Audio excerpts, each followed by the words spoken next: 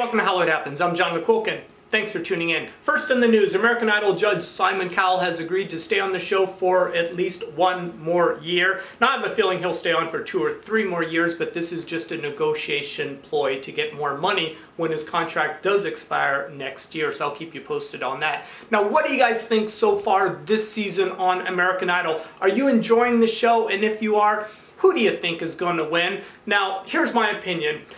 This is the worst season of American Idol for me ever. And I'm not saying that because the contestants are bad. The contestants sing well. I like Adam. I like Allison. But the show in general, the way they handled the whole elimination round this year, I just hated. I thought it was deplorable. And I hope next year they go back to the way it used to be. Do you remember earlier in the season they had that stupid guy, I think his name was Norman, and he had like 2 different personalities? Why did they keep him in for so long? That just made me tune out. It was just the worst ever. But anyways, like I said, the contestants sing well. Nothing against them. I just don't like the way it was produced this year. But I want to know what you think. What do you think? You might love the show, so let me know. Okay, next in the news, Lindsay Lohan has made a video for funnyordie.com. It is a spoof where she's poking fun at herself. She does this thing for eHarmony.com and she's looking for a date, and it's pretty funny, so check that out. funnyordie.com, or it's all over the internet, so go look for it. And what is wrong with Tori Spelling's mom, Candy? She says she has never seen her 10-month-old granddaughter, Stella. The granddaughter's 10 months old. They live like literally like 5 minutes apart, and she hasn't visited. Now, Tori says she can visit whenever she wants, and Candy says she's not allowed to visit the granddaughter. I believe Tori. I just think something's wrong with Candy Spelling. Candy, go visit your granddaughter. Moving on.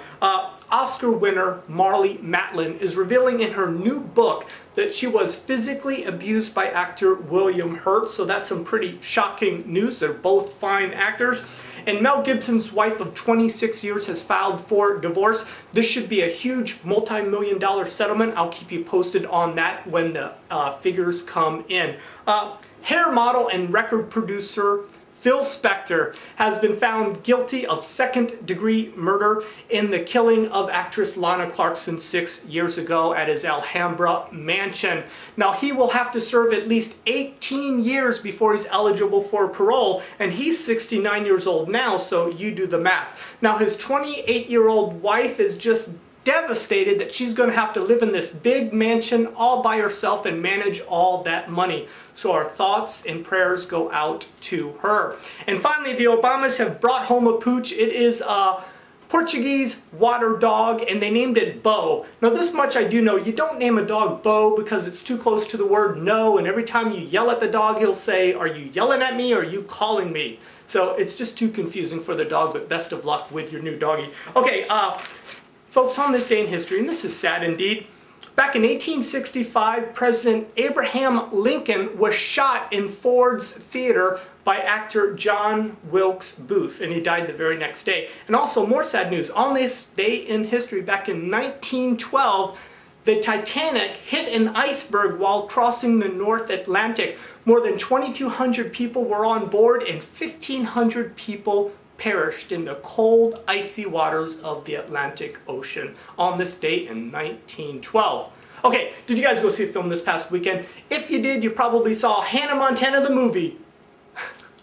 I knew you didn't, but somebody saw it, right? Because that film dominated at the box office, bringing in $32.3 million in its opening week. Not bad, Miley, Cyrus. Next movie was Fast and the Furious, brought in another $27.2 million for a grand total of $116 million.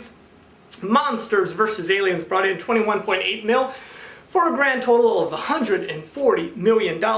Observe and Report opened at $11 million, and rounding out the top 5, Knowing brought in $6.43 million for a grand total of $67.8 million.